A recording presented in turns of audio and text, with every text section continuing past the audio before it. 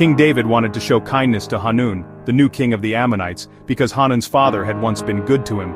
David sent messengers to comfort Hanun, hoping to build a bridge of friendship. But Hanun's advisors were suspicious. They whispered, "David's men are spies." Hanun believed them. Instead of welcoming David's messengers, he humiliated them, shaving half their beards and cutting their clothes. The messengers returned to David embarrassed and hurt. David's act of kindness was twisted into an insult. The chance for peace was lost, all because of fear and suspicion. Sometimes even the best intentions can be misunderstood. Hanun's fear destroyed a friendship before it began.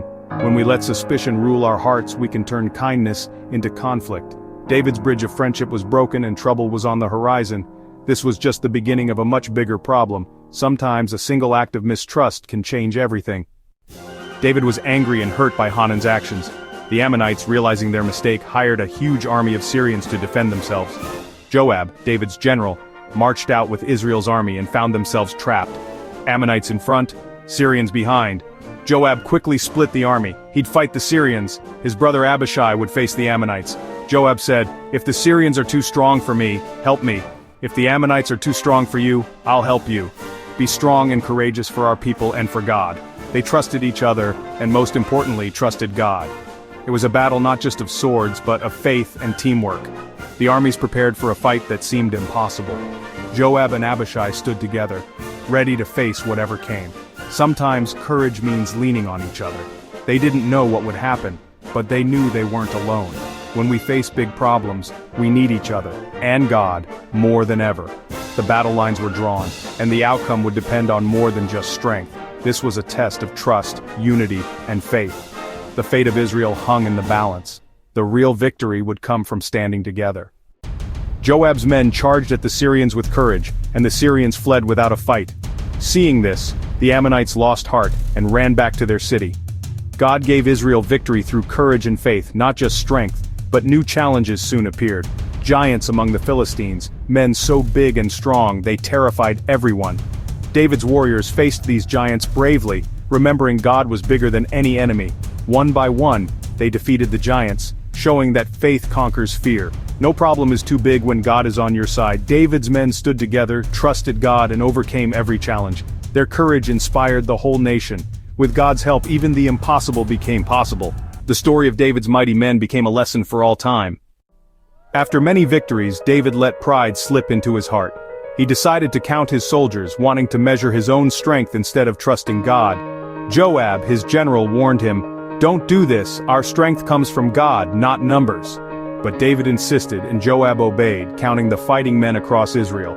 David's pride blinded him to the truth. God was his real protector. Counting the army was like saying, "I did this myself." Even great leaders can make big mistakes when they forget to trust God.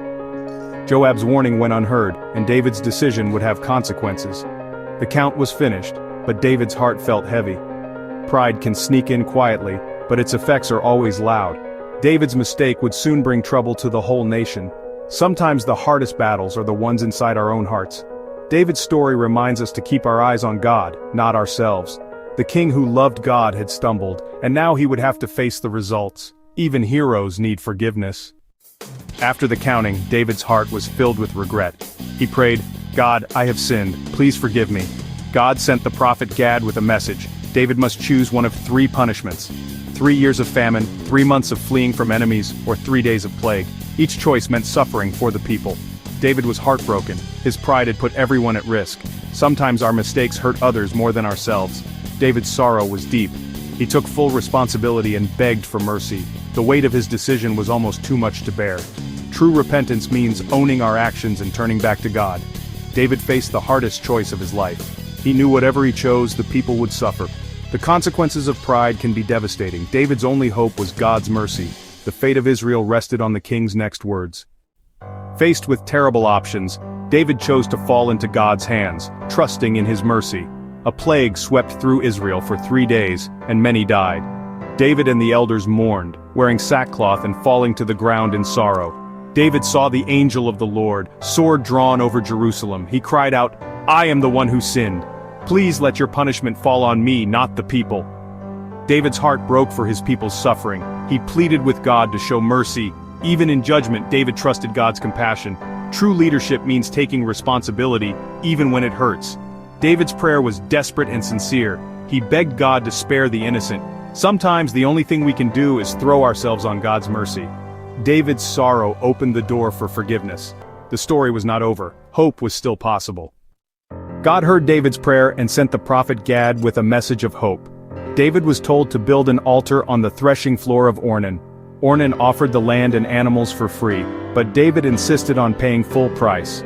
"I will not offer to God what costs me nothing," David said. David built the altar, offered sacrifices and prayed for mercy.